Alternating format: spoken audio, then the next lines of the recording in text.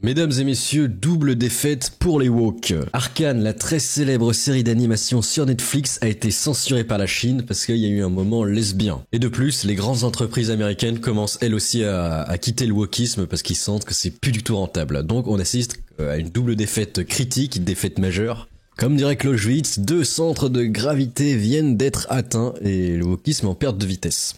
La vidéo sera en 2 parties, une première où vous serez avec le fantôme, et dans la deuxième partie, vous serez avec Pazun, le vrai homme. Bon, c'est parti, Rick balance le générique. Hello, Night City! Restez avec moi pour une nouvelle journée dans notre cité des rêves! Je tiens à rajouter que Arcane, ça fait partie des studios occidentaux, c'est des Français qui ont animé ça, et souvent, les gens, ils se couchent, hein, que ce soit Netflix... Les grandes sociétés de jeux vidéo se couchent en Chine parce que c'est un marché extrêmement puissant. Il y a tellement de monde que c'est un marché très rentable. Du coup, si Xi dit vous censurez, oui, on va censurer des grands Xi. L'argent avant les valeurs, bien sûr. On rappelle, j'avais fait plein de vidéos il y a 2 ans où les marques elles disaient pendant le mois des fiertés, wow, c'est trop bien, c'est le mois des fiertés, mettons le drapeau LGBT. Par contre, quand c'est dans les community managers arabes, russes, chinois, là, c'est plus trop fier. Hein. C'est à géométrie variable, comme on dit. C'est toujours cocasse, ça aussi. Ça me fait marrer. Donc moi, je vais me focus sur Arcane. Ça a été censuré, je vous montre les différents extraits. Voici la version Netflix et la version chinoise.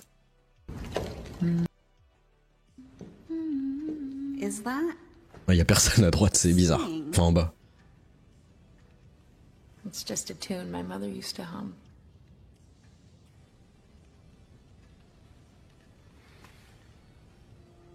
Ah ouais, elle se met vraiment sur du vide. Mais après, la version chinoise est plus platonique, on va dire.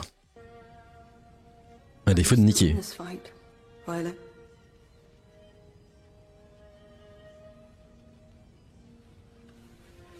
I am the dirt under your nails, Cupcake. Nothing's gonna clean me out. Je suis sur du vide.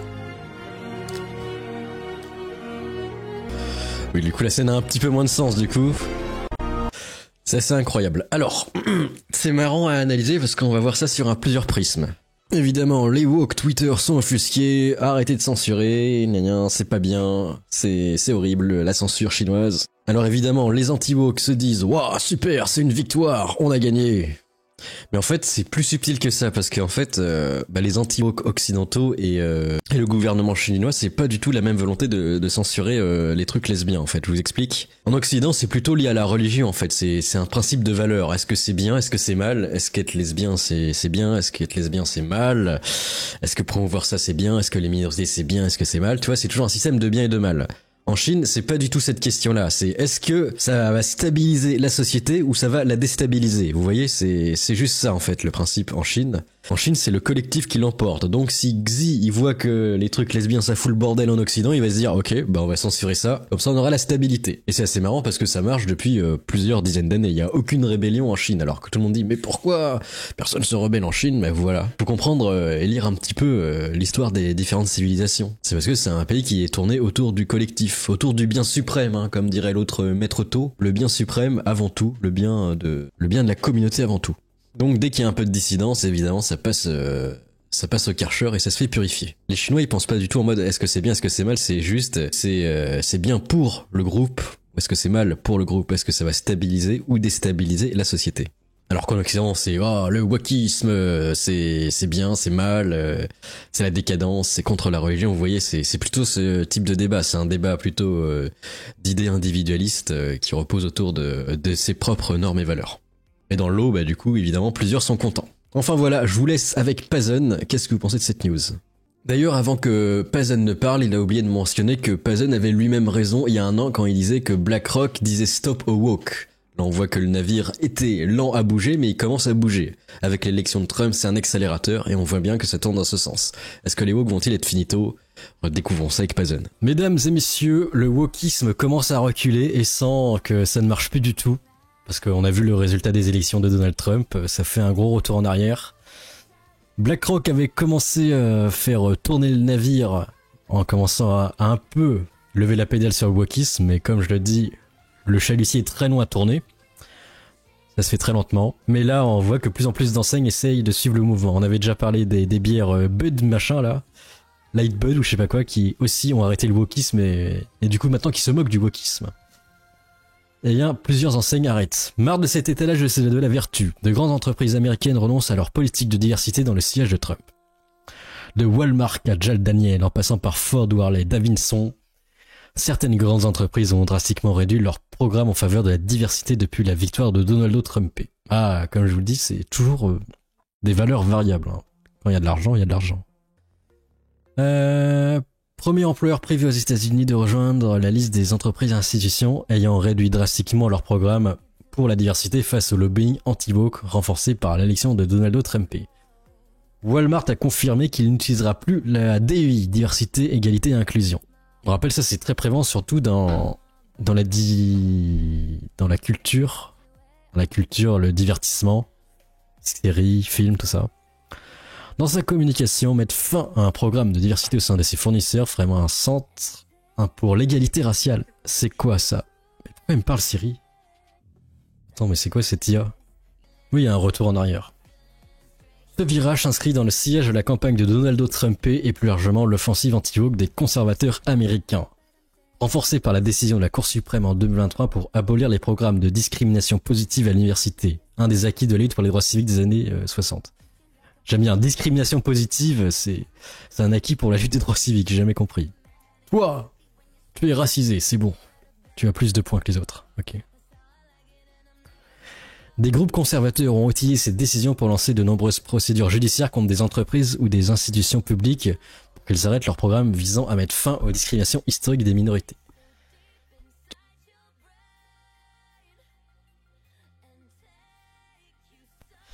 La Bourdieu-pile où quand tu nais fils de prolo, c'est quasiment impossible de devenir un riche corpo. Ça, ils en parlent jamais, bizarrement. En même temps, ça casserait un petit peu tout l'imaginatif, l'imaginaire self-made man et ça écroulerait la société. Je sais pas s'ils seraient contents si on parle à tous les ouvriers et employés du tertiaire. Hey, regardez, la Bourdieu-pile, quand tu nais d'une famille de prolos, tu as 200 000 fois moins de chances d'être riche qu'un fils de riche. Par exemple, voici quelqu'un de très chanceux, Frédéric Arnault, le successeur direct de l'entreprise, directeur général à seulement 29 ans. Alors, j'aime bien quand on dit liberté, égalité, fraternité, et là il n'y aura pas de discrimination positive pour les prolos, donc tu restes bien dans ton coin de prolo, allez on te donne une bourse, va faire mémuse à la fac de sociaux si tu veux, tu vas nous occuper, tu vas faire diminuer les chiffres du chômage, mais quand t'es lui déjà, regarde cette gueule de bourgeois, c'est pas possible. Mais la chance quand même, imagine. La méritocratie, comme on dit. Alors, il est né en 94, président directeur général de la marque nomade suisse Tag Heuer. Il est ensuite nommé PDG de la nouvelle division monde du groupe LVMH début 2024, directeur général délégué de financière Agache en juin 2024. Il est beaucoup de fois PDG quand même.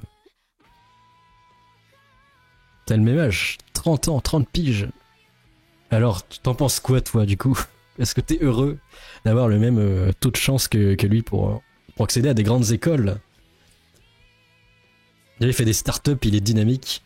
Et il choisit même Ryan Gosling. Alors, bizarrement, moi, quand je fais un MP à Ryan Gosling, ben, j'ai pas de réponse. La chance.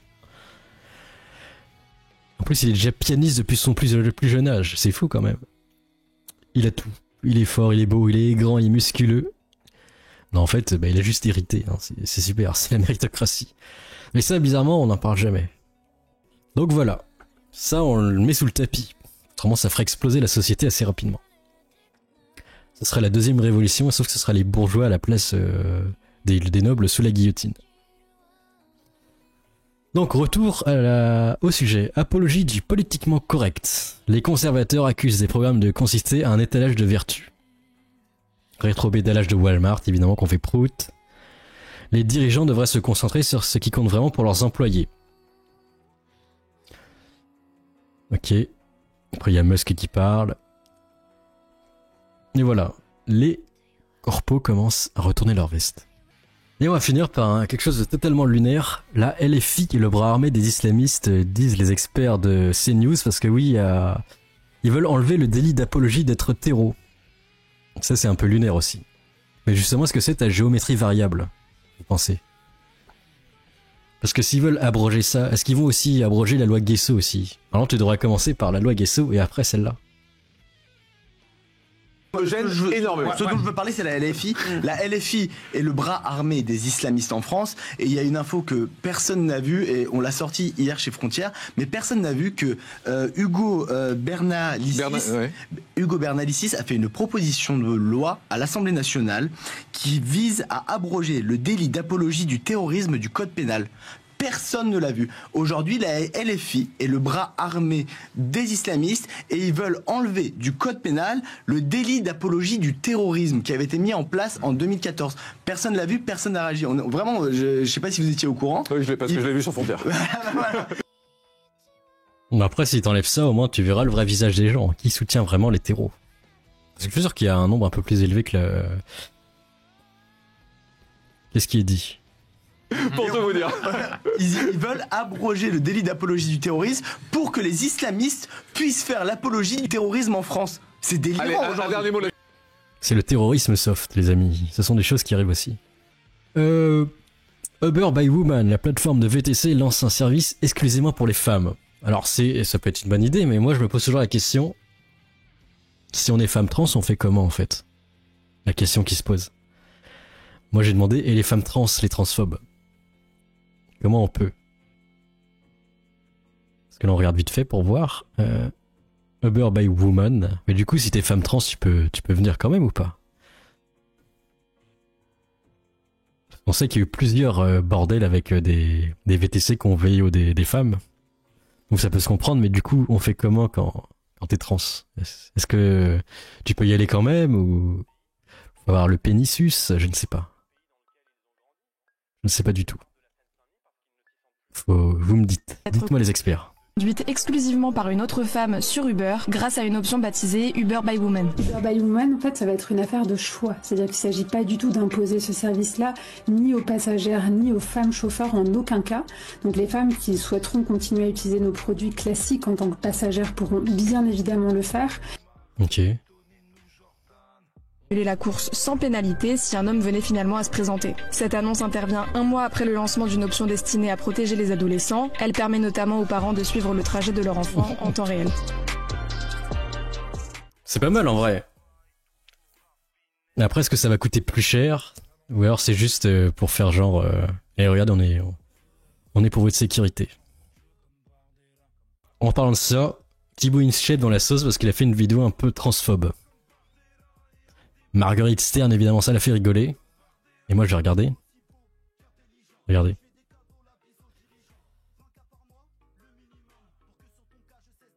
Ok. Oulala.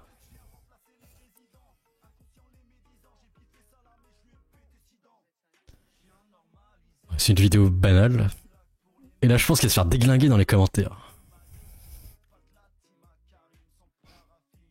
Alors lui, aucun rapport, il ressemble au travelo algérien qui a tabassé des femmes pendant les JO.